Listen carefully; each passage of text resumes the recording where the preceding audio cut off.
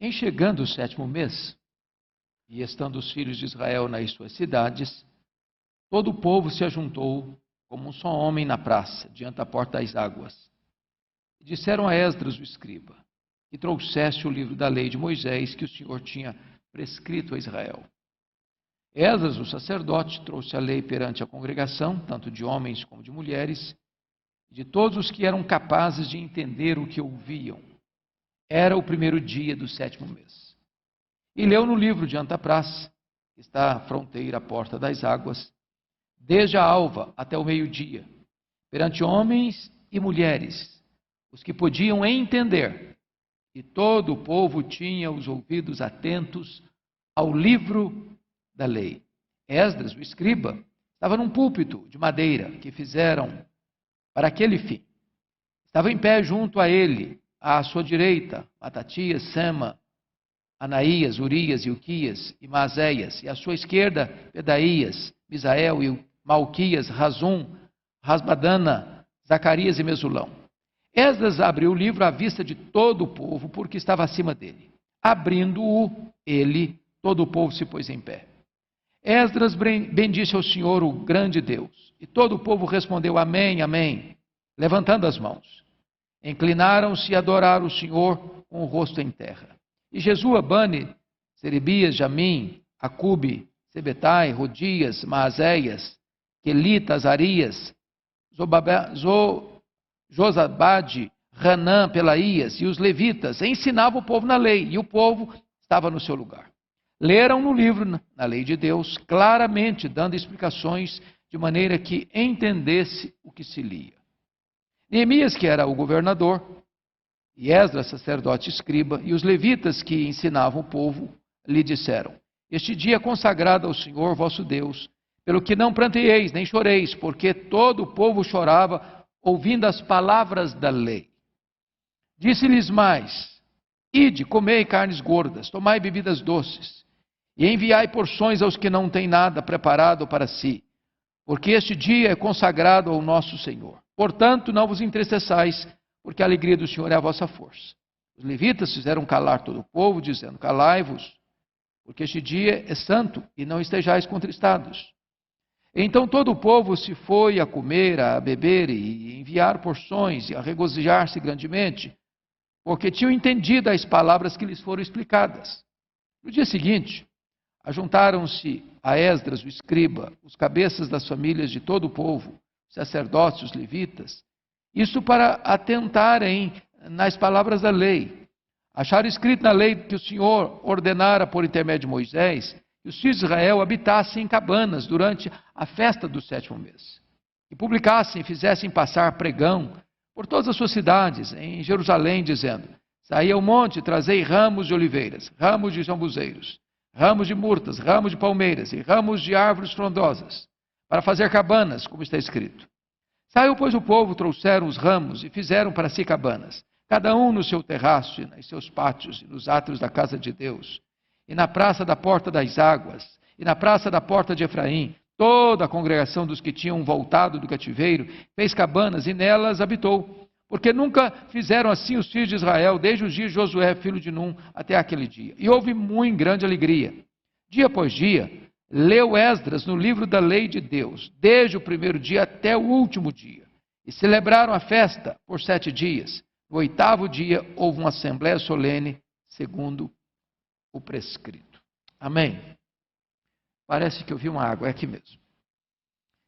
Então vamos dar uma olhadinha nesse texto, irmãos.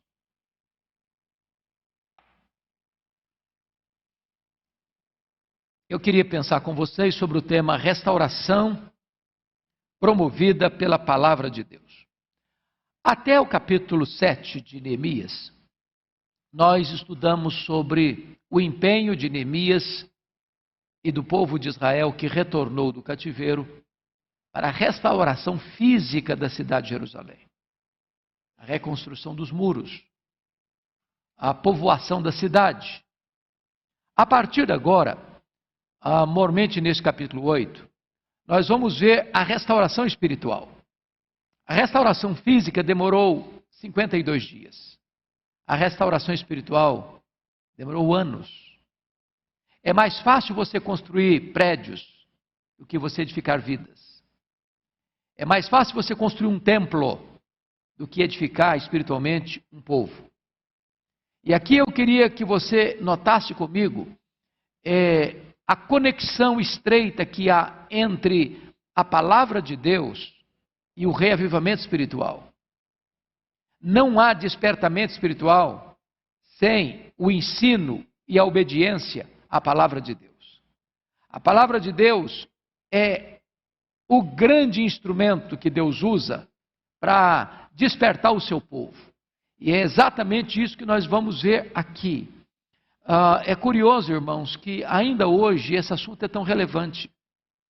Porque não há como você pensar no despertamento da igreja, no amadurecimento da igreja, no reavivamento da igreja, sem a exposição, a pregação fiel da palavra de Deus.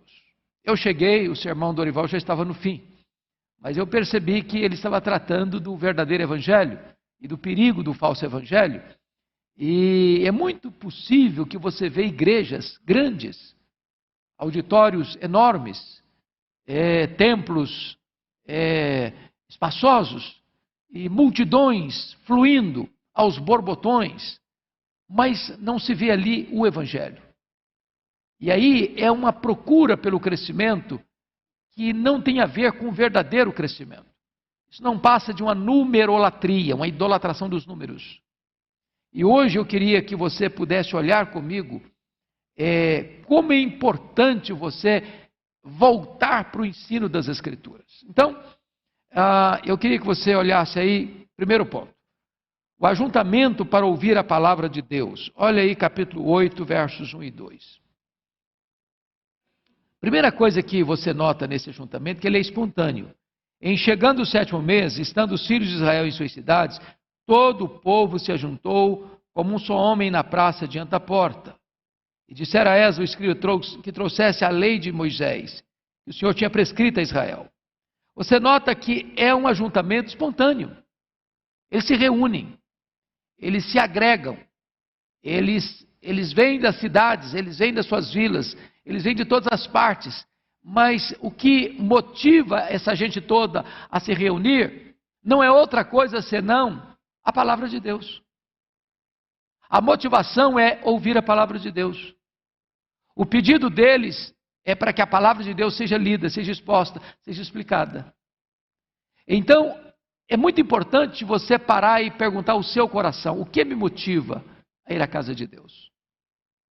O que me leva a sair de casa um domingo à tarde e ir para a igreja? Por que eu saio de casa e venho para cá? É apenas um encontro? Qual a minha expectativa? Qual o meu propósito? E você percebe que esse povo se reúne para ouvir a palavra de Deus. No versículo 2, você percebe que está aí mulheres, homens, e todos os que eram capazes de entender o que ouviam. É um ajuntamento coletivo. Você percebe que ninguém ficou para trás. Tem homem, tem mulher. E dá-nos a impressão que as crianças em idade suficiente para entender o que estava sendo lido, explicado, estava todo mundo lá. Então é um ajuntamento espontâneo, é um ajuntamento coletivo. Mas mais do que isso, o versículo 1 diz ainda algo sublime aí. Todo o povo se ajuntou como um só homem. Isso é um ajuntamento harmonioso. Porque às vezes a gente se ajunta, mas não tem união. Às vezes se ajunta, mas está batendo cabeça. Às vezes se ajunta, mas não tem um só coração. Às vezes se ajunta, mas não tem uma só alma. Mas não tem um só propósito. Mas não tem um só objetivo. E aí você começa a perceber que esse ajuntamento é harmonioso, é coletivo e é harmonioso. Mas mais, é um ajuntamento proposital. Porque o texto revela para nós que eles estão reunidos ali com um pedido no verso 1, que trouxessem o livro da lei de Moisés. Eles não pediram para trazer novidades. Eles não pediram para trazer ali filosofia, ou política, ou ciência, ou conhecimentos gerais, ou mesmo a história de Israel. Eles se reuniram com um propósito muito específico. Eles querem a palavra de Deus. Eles querem ouvir a palavra de Deus.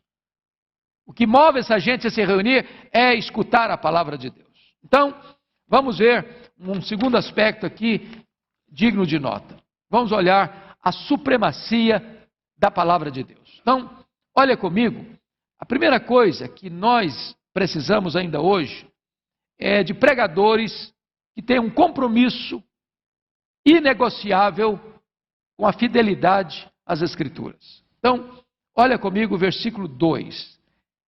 Esdras, o sacerdote, trouxe a lei perante a congregação, tanto de homens como de mulheres, e de todos os que eram capazes de entender o que ouviam. Olha ainda o versículo 4 comigo. Esdras, o escriba, estava num púlpito de madeira. Olha o versículo 5. Esdras abriu o livro à vista de todo o povo. Agora você pergunta, mas quem era esse Esdras? Que compromisso esse Esdras tinha com a palavra de Deus? Ele era um escriba. A Bíblia tem alguma informação sobre ele? Acerca da sua fidelidade às Escrituras? Quem pode abrir o livro anterior a Neemias, Esdras 7:10. Esdras 7:10. Vamos dar uma olhadinha. Que compromisso esse rapaz, esse homem, esse escriba tinha com a Bíblia, com a palavra de Deus. Se você encontrou Esdras 7:10, você pode ler comigo uma só voz. Vamos lá? Porque Esdras tinha disposto o coração para buscar a lei do Senhor e para a cumprir e para ensinar em Israel os seus estatutos, os seus juízos. 3 coisas você nota aí. Ele tinha disposto o coração. Para quê? Para buscar a lei de Deus. Segundo, para viver a lei de Deus. Terceiro, para ensinar a lei de Deus. Os verbos estão numa progressão. Buscar, viver, ensinar. Então, é muito importante que você, ao buscar ouvir a palavra de Deus, a pergunta é: ouvir de quem? Se vai se pregar a palavra de Deus, quem vai pregar?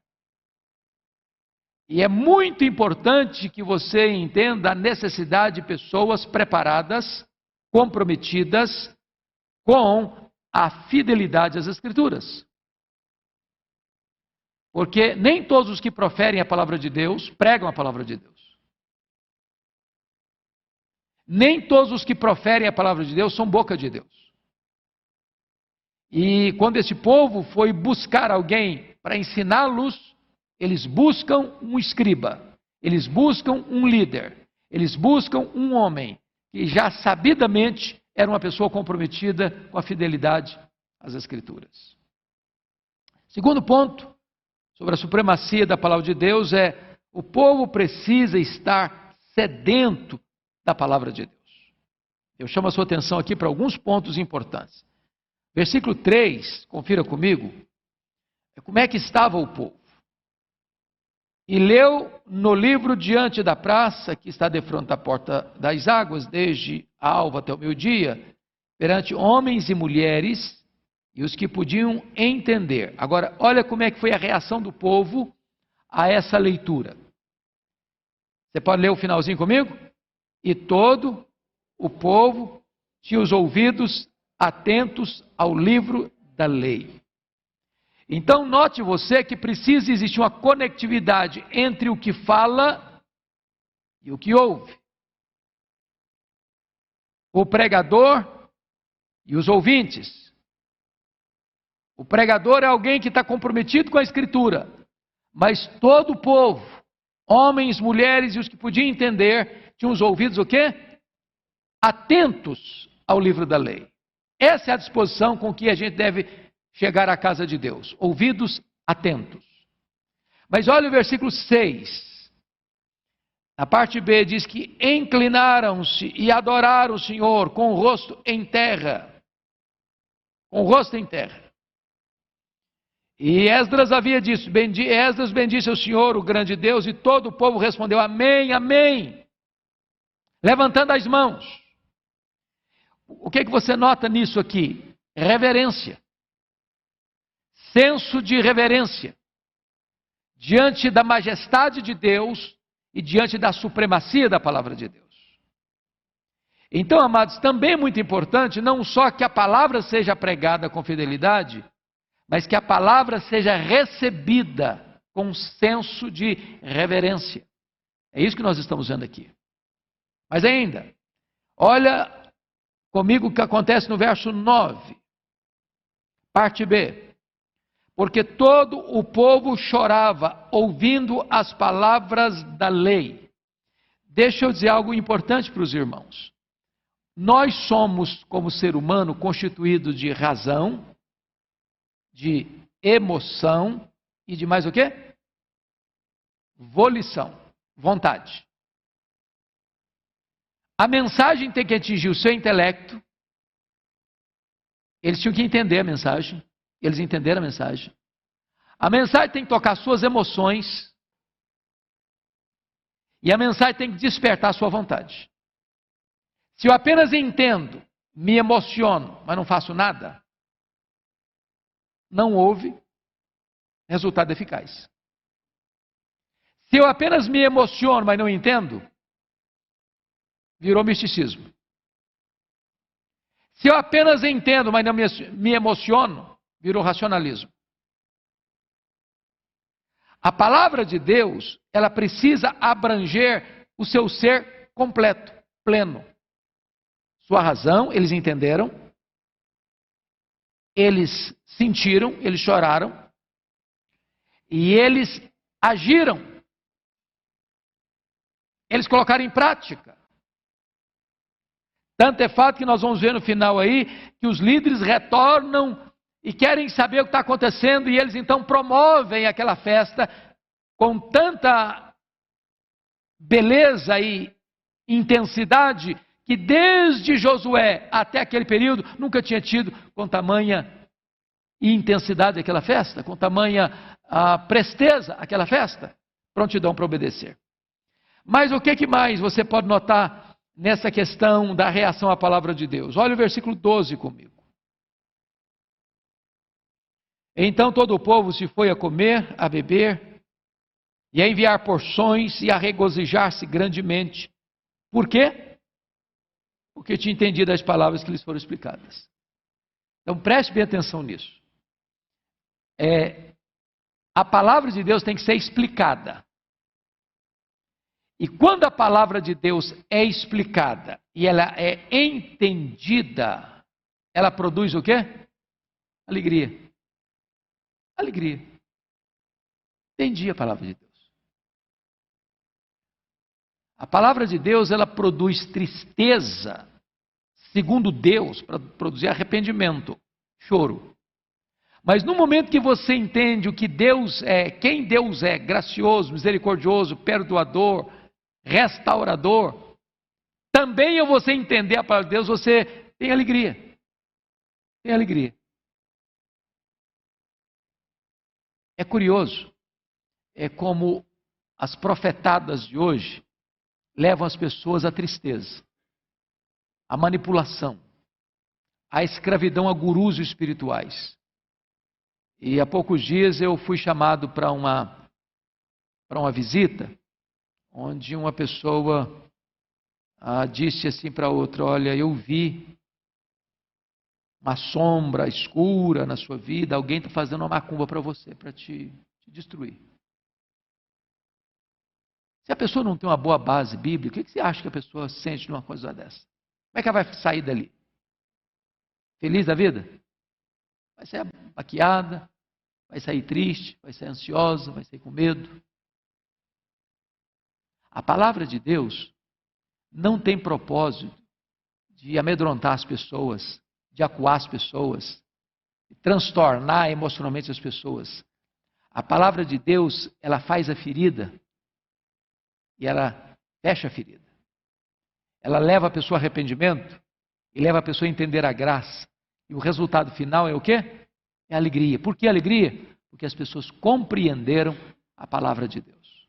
Compreenderam a palavra de Deus. Mas veja você que quando você entende a palavra de Deus, eles têm disposição de obedecer. Olha o versículo 17.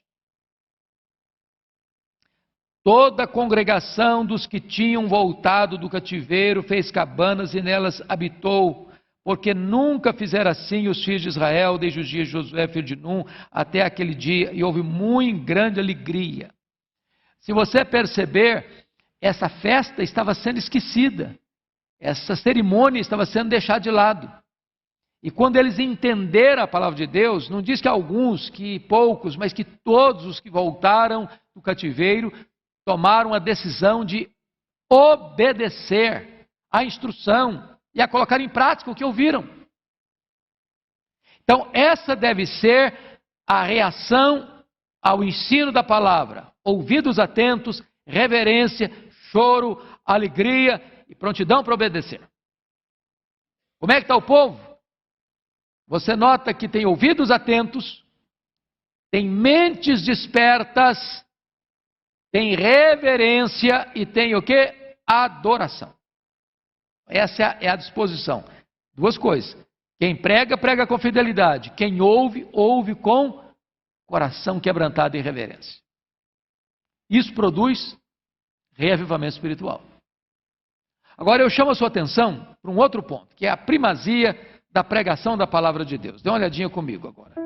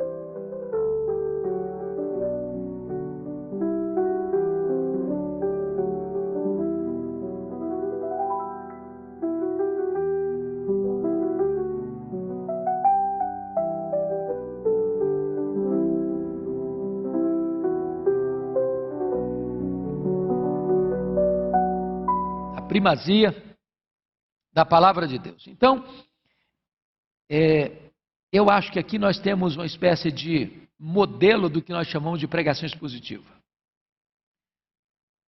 Quando eu escrevi sobre esse assunto, foi, pela graça de Deus, a tese que eu fiz no meu curso lá nos Estados Unidos, pregação expositiva, tratando desse assunto.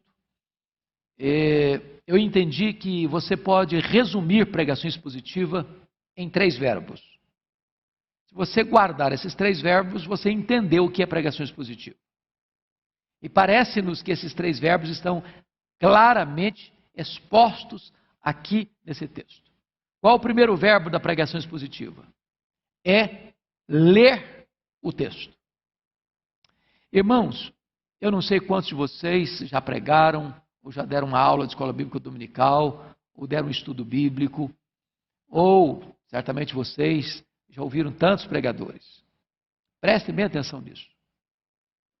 A leitura do texto é a parte mais importante do sermão. Você já escutou aquele pregador que se levanta para ler o texto, ele atropela o texto? Ele lê atabalhoadamente o texto?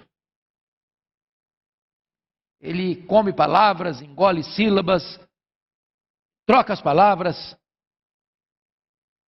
lê o texto sem seguir a pontuação. Quando você escuta isso, qual a conclusão que você chega? Esse pregador nem conhece o texto. Ele nem lê o texto. Ele não tem familiaridade com o texto. Ele está passando a seguinte imagem: o que é importante aqui não é o texto, é o que eu vou falar depois. Em outras palavras, você pode ganhar os seus ouvintes ou perdê-los a partir da leitura. Então, esse é o primeiro ponto, ler o texto. Então, vamos dar uma olhadinha aqui, o que é que aconteceu. Versículo 2. Esdras, o sacerdote, trouxe a lei perante a congregação, tanto de homens como de mulheres, e de todos os que eram capazes de entender o que ouviam. Olha o versículo 3. E leu no livro, diante da praça. E agora veja o verso 5. Esdras abriu o livro à vista de todo o povo, porque estava acima dele. Abrindo-o, ele, todo o povo, se pôs em pé. Então, a primeira coisa que Esdras fez foi o que mesmo? Ler o texto. Ler o texto. Segunda coisa. Qual o segundo verbo da pregação expositiva? Primeiro é ler o texto. Segundo é explicar o texto. Pregação é explicação da Bíblia. Você conhece aquele pregador que lê o texto, vai embora do texto e nunca mais volta para o texto? Ou aquele pregador que diz assim: eu já tenho o sermão, só falta o texto agora. Sermão só é sermão se você se propõe a explicar o texto que você leu. Senão não é sermão. Nós chamamos isso, na língua mais técnica, de exegese. Todos vocês já escutaram essa palavra? Todo mundo, né? Exegese. A palavra exegese vem do prefixo grego ex. E ex significa ir no texto, sacar do texto o que está no texto. Então, eu como pregador, você como professor de Bíblia, você como um professor de escola dominical, você não vai para o texto para impor ao texto o que não está no texto. Você não leva para o texto os seus pressupostos. Você não força o texto a dizer o que ele não está dizendo. O pregador vai para o texto para extrair do texto o que está no texto. Isso é exegese. É cavar. É buscar. É ir lá nas profundezas e tirar os tesouros que estão lá. Nem sempre as pepitas de ouro estão na superfície, é preciso cavar. Agora, o contrário de exegese é outra palavra grega, eisegese. Eisegese tem como prefixo a preposição eis, no grego, que é pôr o que não está lá. É quando o pregador chega para o texto e impõe ao texto o que não está no texto. Ele já tem suas conclusões e quer que o texto fale o que ele acha que o texto deve falar. Então, o papel do pregador é explicar o texto. Vamos ver o que aconteceu? Olha aí versículo 7 comigo. 7 e 8. Na parte final, diz que os levitas ensinavam o povo na lei e o povo estava no seu lugar. Leram no livro, na lei de Deus, claramente, dando o quê? Explicações, de maneira que entendessem o que se lia. Ou seja, ao ler o texto, você precisa explicar o texto. Para quê? Para que aqueles que ouvem a leitura e a explicação entendam. Entendam.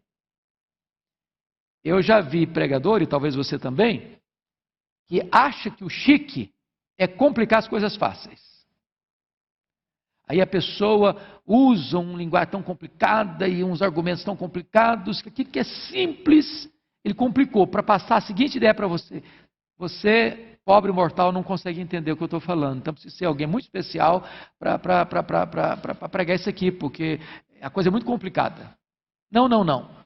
O papel do pregador é pegar as coisas complexas e torná-las simples, acessíveis, fáceis. Esse é o mestre. Não é o que complica o simples. É o que explica com clareza o complexo. Até porque a palavra de Deus é simples e complexa ao mesmo tempo. Complexa o suficiente para o mais sábio dos homens não conseguir entendê-la por completo, por si mesmo. Simples o suficiente para que o analfabeto diga, entendi. Entendi. Até porque ela se discerne o quê? Espiritualmente. Mas qual é o outro verbo da pregação expositiva? Primeiro verbo é ler. Segundo verbo é explicar. Terceiro verbo é aplicar o texto. Se você leu, se você explicou, mas você não aplicou, você não pregou. Sermão é uma espécie de ponte entre o texto antigo e o ouvinte contemporâneo. Se você não fizer essa conexão entre a mensagem e o ouvinte, você não pregou. Porque a pergunta de quem está ouvindo é esta: e daí? O que é que eu faço com isso? O que tem a ver isso com a minha vida?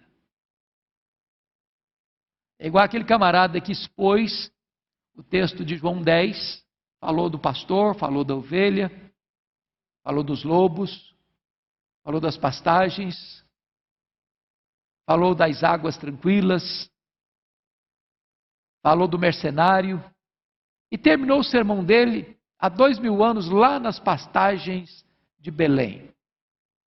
Quem estava ouvindo perguntou, mas e daí? O que tem isso a ver comigo hoje? Estou morando em São Paulo, uma cidade complicada, com trânsito complicado, com a vida agitada. Que conexão tem isso comigo? Então, você só prega quando você aplica o que você pregou para a vida de quem está ouvindo você. Em outras palavras, você não prega diante de um auditório, você prega ao auditório. E agora você pode perceber isso comigo nos versos 9 a 12, quando ele aplica o texto. Quando o povo começa a chorar, ao ouvir a lei, aí eles chegam e diz o verso 10, não vos entristeçais, porque a alegria do Senhor é a vossa força. Não contristais, não estejais contristados. Versículo 12. Então todo o povo se foi a comer, a beber, a enviar porções, a regozijar-se grandemente, porque tinham entendido as palavras que lhes foram explicadas. Perceberam, irmãos? Primeiro foi lido, depois foi explicado, depois foi o quê? Aplicado. É isso que aconteceu aqui. Um exemplo para nós do que significa hoje o chamado sermão expositivo ou pregação expositiva. Mas vamos dar outra olhadinha quais são os efeitos da palavra de Deus. Quais são os efeitos da palavra de Deus. Eu já vou voltar àquilo que disse antes, para que isso fique bem claro. Primeiro propósito da explicação da palavra de Deus: a Bíblia não é um livro mágico, nem místico. A Bíblia é um livro racional. Você precisa ler, você precisa fazer o quê? Entender. Então, a leitura e a pregação da palavra de Deus visa o seu intelecto. Olha comigo aí o versículo 8. Você pode ler o 8 comigo? Vamos lá?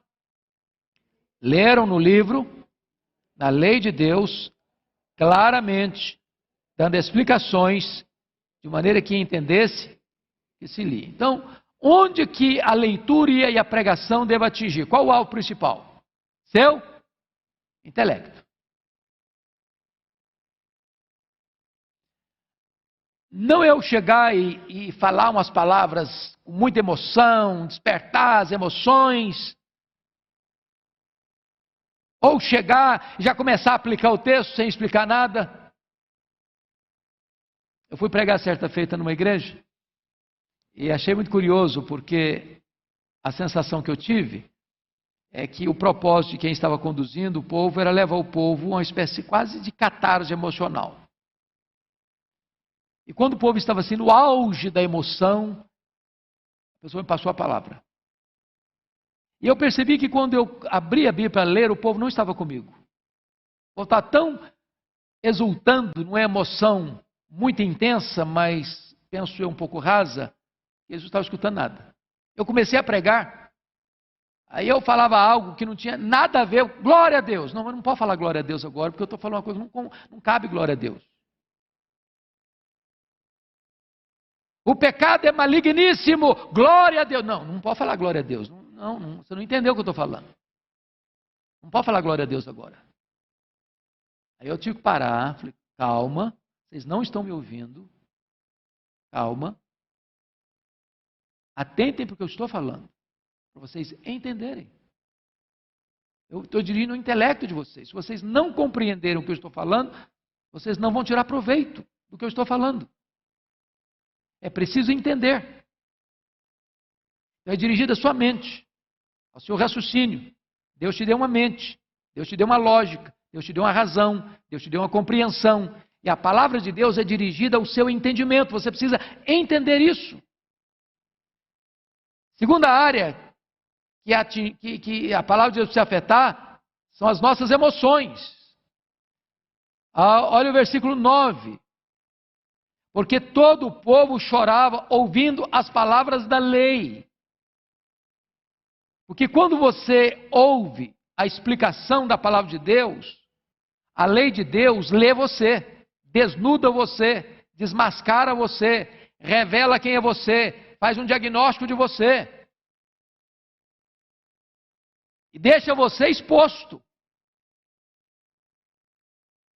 Então, quando eu entendo a palavra de Deus, eu começo a entender quão pecador eu sou, quão miserável eu sou, quão indigno eu sou, quão passível de juízo eu sou.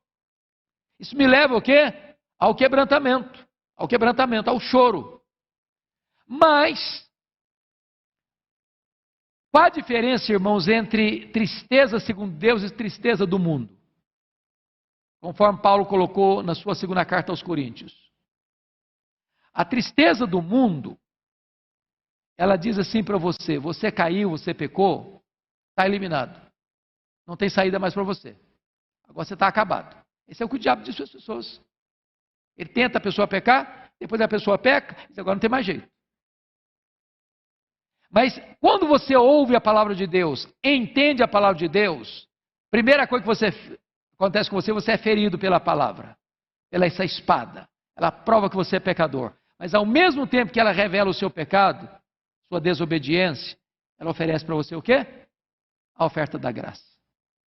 O perdão de Deus. E de repente aquele choro, aquela tristeza segundo Deus, deságua numa alegria espiritual do perdão, da graça salvadora, do acolhimento da graça, da bondade de Deus, que acolhe você, que perdoa você, que restaura você, que levanta você. Então, a palavra de Deus atinge o intelecto, e a palavra de Deus atinge o quê? As emoções. tanto para as lágrimas do arrependimento, como para a alegria da salvação e da restauração. Mas a terceira área que atinge é a vontade. Qual é a vontade? Veja comigo o verso 12. Vamos ler o 12? Tem duas coisas que merecem destaque aí. Leia comigo o 12. Então, todo o povo foi a comer, a beber, a enviar porções e a regozijar-se grandemente, porque tinham entendido as palavras que lhes foram o quê? Primeira coisa que você nota com respeito à vontade, e aqui tem um ponto que vale a pena destacar. Eu entendo, eu sinto, eu faço. Percebem a progressão lógica? Eu entendo, eu sinto, eu obedeço. E quando eles obedecem, o que eles fazem? Primeiro, obediência a Deus. Então o povo se foi a comer, a beber. Qual foi a orientação que receberam? Não vos entristeçais. Hoje não é dia de tristeza, hoje é dia de alegria. A alegria do Senhor é a vossa força. Então eles vão e obedecem. Mas quando a palavra de Deus me leva à obediência, ela me leva também à generosidade, à solidariedade, porque diz o texto que eles não apenas foram a comer e a beber, mas foram também a enviar porções. Olha que coisa bonita. Quando você obedece à palavra de Deus, quando você entende, sente e obedece à palavra de Deus, a palavra de Deus te move não só em direção a Deus, mas te move em direção ao próximo. Ao próximo. Porque vida espiritual não é apenas uma questão de verticalidade, mas também de horizontalidade. Eu não posso apenas ir comer, beber e me alegrar, se aqui do meu lado, o meu vizinho não tem o que comer, não tem o que beber. E a ele foi dada a ordem também para se alegrar. Vocês perceberam isso? Então, o culto que agrada a Deus é o culto que não apenas é endereçado para cima, mas também é o culto que se reverbera para os lados. Um gesto de bondade, de generosidade, de compaixão, de solidariedade. Pois bem, vamos avançar um pouco mais agora e vamos entender a observância da palavra de Deus conforme os versos 13 a 18. Olha aí que a liderança toma a iniciativa de observar a palavra de Deus. Olha o versículo 13 comigo. No dia seguinte, ajuntaram-se a Esdras, o escriba, os cabeças das famílias de todo o povo, os sacerdotes e os levitas, e isto para atentarem nas palavras da lei. Olha que coisa interessante. Quem é que vai a Esdras?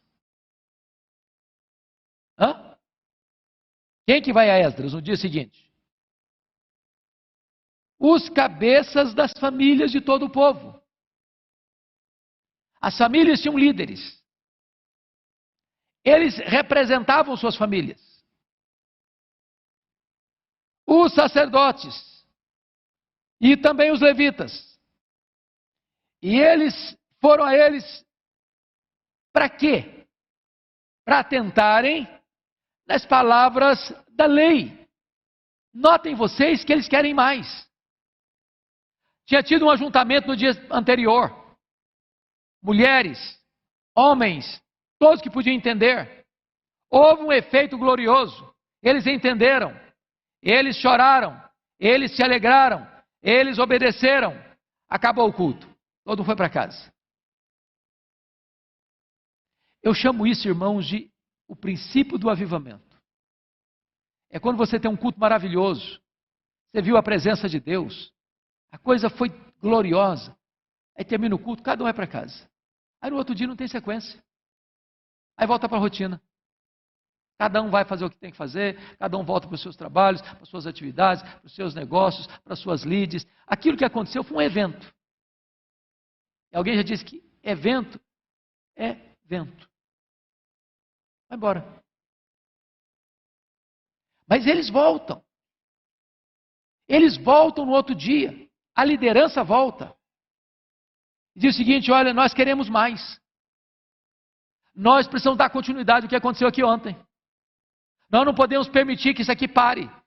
Leia a história dos avivamentos e vocês verão que sempre que aconteceu um avivamento, as pessoas não ficaram apenas num culto abençoado, numa conferência abençoada, num congresso abençoado, eles deram sequência no dia seguinte.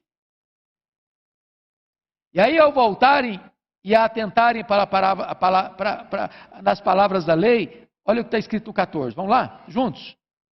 Acharam escrito na lei que o Senhor ordenara por intermédio de Moisés que os filhos de Israel habitassem em cabanas durante a festa do 7º mês.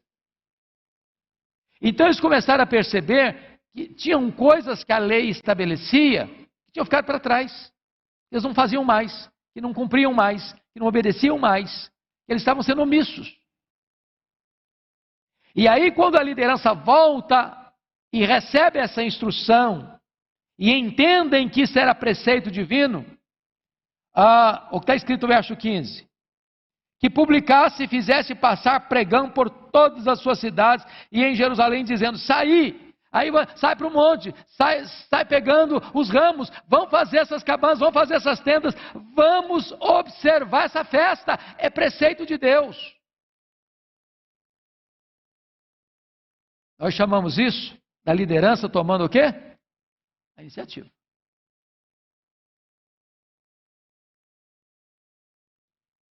Preste bem atenção, irmãos. Às vezes a gente vai para um culto, aquele culto foi muito marcante. Foi uma benção. O povo entendeu, o povo chorou, o povo se alegrou, o povo saiu, o povo fez, aconteceu, acabou. E agora? Aí parece que volta tudo de novo. Aí quase que a gente precisa voltar no outro domingo para tomar uma B12 na veia para viver mais uma semana.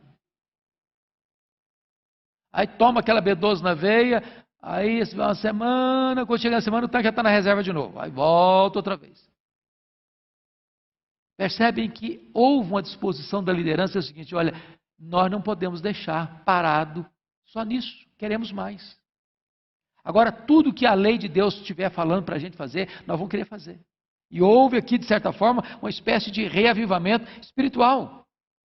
Se você notar, a partir do verso 16, os liderados obedecem à orientação da palavra de Deus. Olha o 16.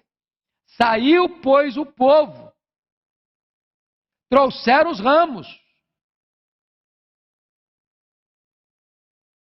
Olha o verso 17.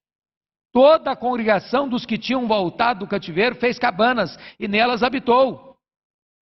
E essa festa foi tão marcante que desde Josué não tinha uma celebração com tamanha fidelidade como esta.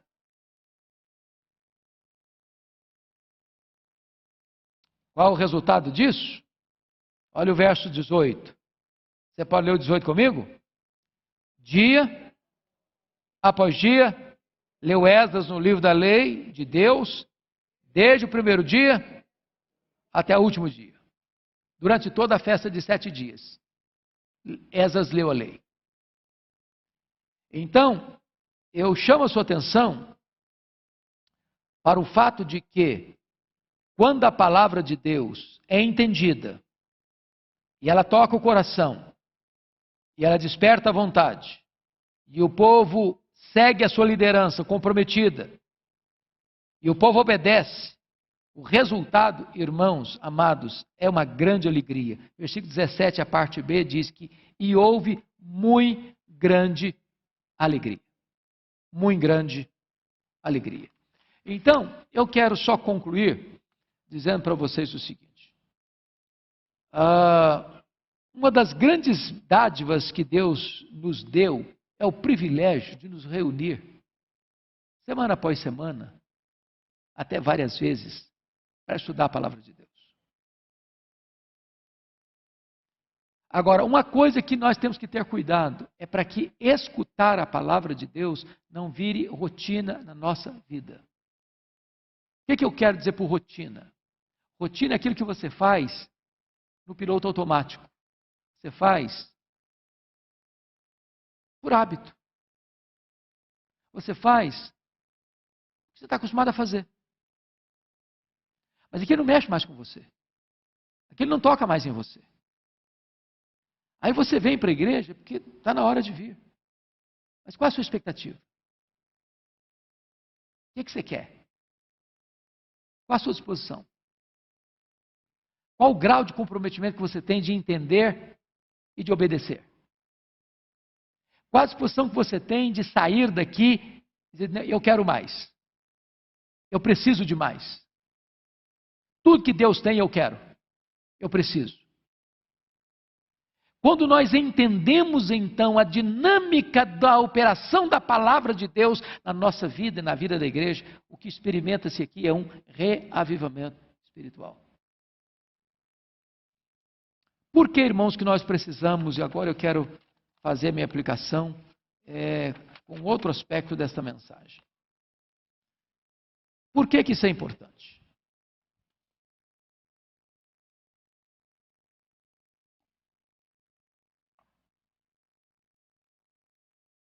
A igreja evangélica brasileira enfrenta 4 problemas gravíssimos.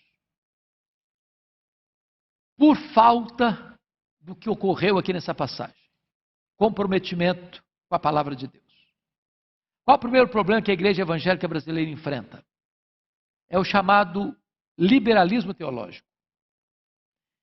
É quando as pessoas se aproximam desse livro, não como um livro inspirado, não como um livro inerrante, infalível, suficiente, mas se aproximam dele na perspectiva de que ele é um livro que está sujeito a falhas, a equívocos, a erros.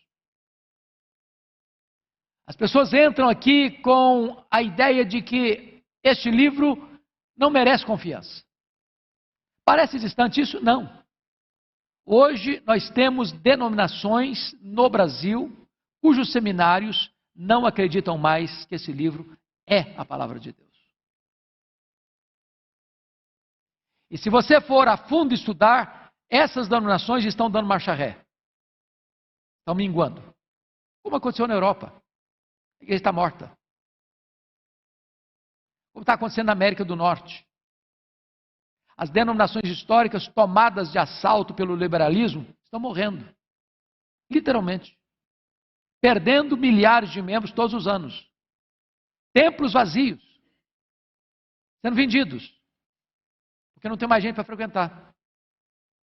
Onde o liberalismo chega, ele mata a igreja. Não tem antídoto contra o liberalismo.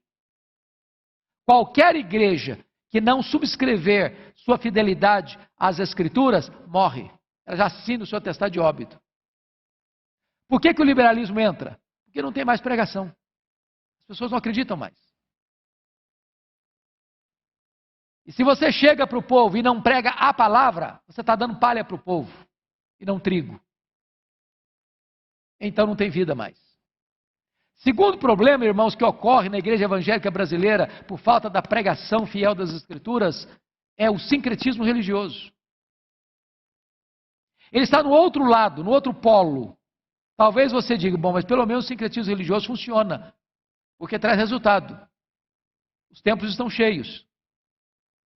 Os camelôs da fé estão encontrando muitos adeptos. Porque eles estão pregando o que o povo quer ouvir. Milagres, curas, prosperidade, sucesso profissional, riquezas. Ainda que essas riquezas sejam apenas para os cofres da igreja ou para o bolso dos donos dessas igrejas. Agora preste atenção. No sincretismo também não tem Bíblia. Não tem Evangelho. É curioso, irmãos, como tantas igrejas hoje estão pregando verdadeiras mandingas em nome de Deus. Sal grosso. Um copo d'água. O camarada tem o desplante de vender garrafões d'água, como se aquela água fosse uma água ungida. E pessoas compram e botam um copo em cima da televisão, achando que aquilo vai resolver o problema dela. Vende rosa, vende qualquer coisa, vende toalha suada, vende até lote no céu. E as pessoas compram. E as pessoas correm atrás. E as pessoas buscam isso e acreditam nisso. São enganadas por isso. Mas por quê? Porque não se tem a palavra de Deus. Não se tem a palavra de Deus. E onde não se tem a palavra de Deus, o sincretismo entra. Tem espaço. Por quê? Porque se você não tem crente bereano, o que era o crente bereano? Lembram lá de Bereia? Quando Paulo pregava, eles examinavam se era isso mesmo. Então não importa quem suba naquele púlpito, se é Arival, se é Hernandes, se Valcimei, se José, se Antônio, se Manuel, não importa quem. Seu papel ao estar ouvindo aí é examinar aqui se ele está falando de fato, é isso mesmo. Deus não tem compromisso com a palavra do pregador, Deus tem compromisso com a sua palavra. O que volta vazio não é a palavra do pregador, o que volta vazia, o que não volta vazia é a palavra de Deus. Então nós precisamos nos comprometer com a palavra de Deus. Mas a terceira coisa, eu termino aqui, para nós termos um pequeno intervalo, antes do culto às 7, é que quando você prega a palavra de Deus com esse senso de ler, de explicar, de aplicar, com essa reverência, com esse senso de adoração, produzindo entendimento, produzindo quebrantamento, produzindo obediência, isso livra a igreja do que eu chamo de ortodoxia morta. E ortodoxia é boa. Ortodoxia é quando você prega a sã doutrina, a verdade de Deus, como ela é. Agora, é possível, irmãos, que se abrace a sã doutrina e perca o fervor, como a igreja de Laodiceia. Uma igreja fiel à doutrina. Mas Jesus diz assim, eu tenho uma coisa contra ti, é que tu abandonaste o teu primeiro amor. Fica só no intelecto. Não desce para o coração, não vaza pelas mãos para a prática da obediência. Então eu posso ter a cabeça cheia de luz, mas se eu não tiver fogo no coração, esse entendimento que eu tenho não vai produzir vida, vai produzir morte. Então solenidade sem vida não produz nada. J.I. Packer, que talvez foi considerado o maior teólogo do século XX, ele ainda está vivo, ele disse, não tem nada mais solene que um defunto, dentro de um caixão, com terno azul marinho, com flores brancas. É uma solenidade maravilhosa, mas também não tem vida.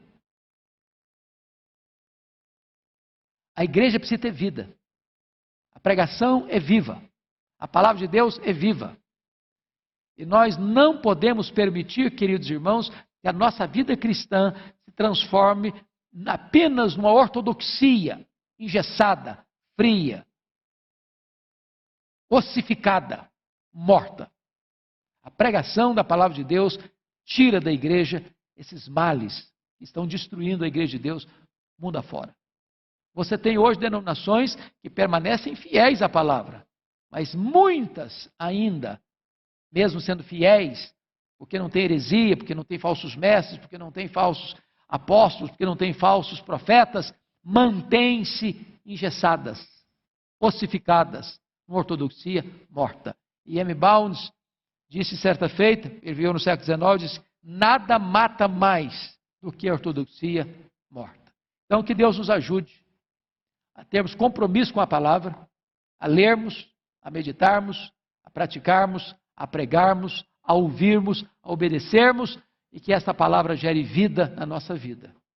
Para que, por meio de nós e através de nós, outras pessoas sejam alcançadas. Vamos ficar em pé e nós vamos orar, dando graças a Deus por esse tempo precioso. Receba, Deus, a nossa profunda gratidão, porque nesta tarde nós pudemos mais uma vez abrir a Tua palavra, examinar a Tua palavra, compreender a Tua palavra, aplicar esta palavra ao nosso coração. E agora nós te pedimos que Tu nos ajudes a obedecer a Tua palavra e a permanecer na Tua palavra. Que Tu abençoes os Teus filhos e as Tuas filhas para que tenham prazer e deleite, com ouvidos atentos, com o coração apercebido, com a alma inflamada e com a pronta disposição de pôr em prática tudo aquilo que aprendemos das Escrituras. Que seja assim para a glória do Teu nome. e para a edificação do nosso coração.